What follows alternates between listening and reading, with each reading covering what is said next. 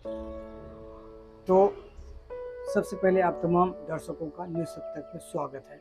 और लगातार जिस तरह से आप देख रहे हैं कि सर्वे कर्नाटका विधानसभा चुनाव है, 2023 का साल है और 224 सीटें हैं विधानसभा के लिए। तो कुछ सर्वे हम आपको बता रहे हैं और कई ऐसी अहम जानकारी, जैसे मैंने आपको पहले कहा था कि जो हमारे जो वीडियोस हैं आपको बहुत जल्द ही मिलने वाला है। तो अब आज जो है 5 मई है और 10 मई को चुनाव है, 13 को परिणाम आएंगे। लेकिन सबसे पहले हम आपसे बात कर लेते हैं, विधानसभा चुनाव के लिए कुछ दिन बाकी है। राज्य में राजनीतिक दलों का चुनावी मुकाबला तेज हो गया है। यहाँ पर कुछ ओपिनियन पोल्स हैं जो आपको बता रहे हैं कि राज्य में किसकी सरकार बनने की संभावना है। पिछले दिनों एबीपी सी वोटर, इंडिया टुडे सी वोटर और जी न्यूज़ मैट्रिज ने ओपिनियन पोल कर अपनी भविष्यवाणी की है। इसके अलावा कन्नड़ समाचार channel Suvarna news, 24x7 Kannada outlet Eedina और जन की बात प्री पोल सर्वे ने भी अपनी संभावनाएं जताई है। आपसे बात करने का मतलब यह है कि जो सर्वे किया गया है उस पर हम बात कर रहे हैं।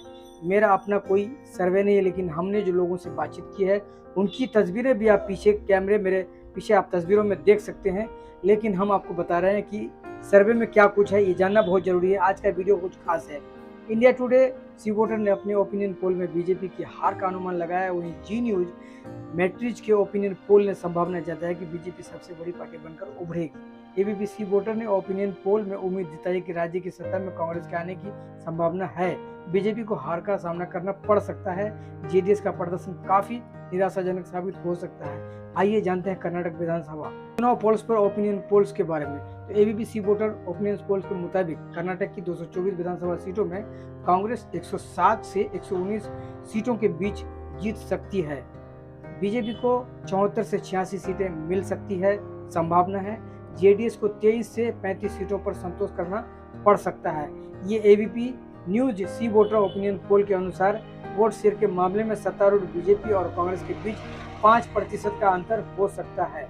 कांग्रेस प्रतिशत वोट शेयर 40% हासिल कर सकती है और बीजेपी 35% वोट शेयर हासिल मिल सकता है। इसके अलावा जेडीएस को 17% वोट मिल सकते हैं।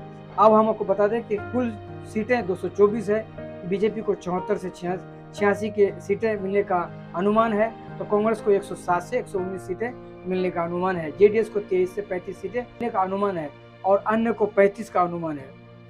वोट शेयर की अगर बात करें तो बीजेपी 35%, कांग्रेस 40%, जेडीएस 17% और अन्य 8%।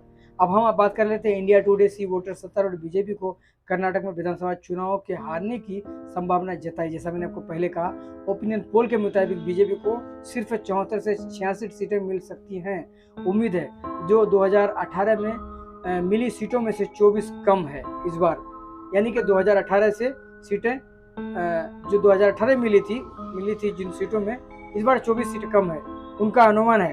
तो किसका है? ये इंडिया टुडे का है। और कांग्रेस वोट शेयर का है 107 से लेकर 119 सीटें और बीजेपी को 74 से 86 सीटें और जेडीएस को 23 से 35 सीटें, जैसे मैंने आपको पहले कहा आपको। और वोट शेयर 40%, 35% और जेडीएस 17%। आइए हम जानते हैं आगे का अनुमान क्या है। इंडियन पोल के मुताबिक राज्य के मुख्यमंत्री पद के लिए कांग्रेस नेता सीताराम मैया 42% लोगों की पहली पसंद है। उसके बाद बीजेपी के बसवराज बोम्मई 31% लोगों के साथ दूसरे नंबर पर है। और कर्नाटक चुनाव जी न्यूज मैट्रिक ने अपना ओपिनियन पोल सोमवार 1 मई को जारी किया था। दावा किया था कि सत्तारूढ़ बीजेपी के राज्य में सबसे बड़ी पार्टी बनकर उभरेगी। उसके बाद कांग्रेस और फिर जेडीएस का स्थान होगा। इनका भी समझना होगा आपको, बहुत ही जरूरी है इन चीज़ों को समझना।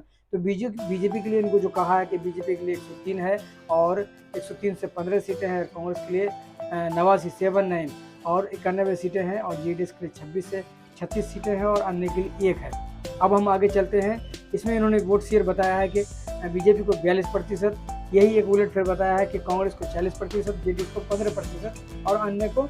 और आपको बताते चले कि जियो मैट्रिज ओपिनियन पोल के अनुसार पीएम नरेंद्र मोदी एक बार कर्नाटक विधानसभा चुनाव में गेम चेंजर की साबित हो सकते हैं। राहुल गांधी की भारत जोड़ो यात्रा करने से ज़्यादा कांग्रेस को नहीं होगा। जी न्यूज़ का दावा है कर्नाटक विधानसभा चुनाव के लिए अब तक के सभी सबसे बड़े ओपिनियन पोल है। इसमें सबसे बड़े आकार का नमूना है। इसमें ग्रामीण शहरी क्षेत्रों के 1.80 प्रतिशत 1.80 लाख पुरुषों और 1.12 लाख महिलाओं ने हिस्सा लिया था। और पोल जिसे 29 से 30 मार्च के बीच किया गया है। कन्नड़ समाचार सुवर्ण के न्यूज़ के हिसाब से 24x7 जन की बात अगर कन्नड़ आउटलेट एजेंडा ने भी अपना दूसरा अंतिम पोल सर्वे किया, जिसमें बताया गया कि विधानसभा चुनाव में बीजेपी की जीत तय है और ये सबसे बड़ी पार्टी के रूप में उभरेगी। हालांकि प्री पोल वोट ने शेयर के मामले में कांग्रेस को बीजेपी से थोड़ा आगे रखा है, लेकिन कन्नड़ आउटलेट एजेंडा के प्री पोल सर्वे के मुताबिक कांग्रेस 32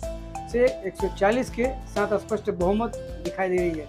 ये गंभीर सोचने वाली बात है कि यहाँ 2-3 चीज़ें हैं, लेकिन आपको समझना होगा। लेकिन इन्होंने आउटलेट एजेंडा के प्री पोल सर्वे के मुताबिक इन्होंने कहा है कि कांग्रेस 32 से 140 सीटों के साथ स्पष्ट बहुमत की और आराम से बढ़ रही है। बीजेपी को 33% वोट शेयर के साथ 57 से 65 सीटें जीतने का अनुमान है। तो जैसा मैंने आपको कहा कि सीटों के बारे में, लेकिन अगर आप हर तरह के सर्वे में जाते हैं और जानकारी आपको मिलती है तो लगातार यहाँ जो है कांग्रेस की बढ़त है और कांग्रेस के वोट शेयर से ज़्यादा हैं और कहीं लीड करती नज़र आ रही है। लेकिन यहीं खामोश बैठना नहीं होगा।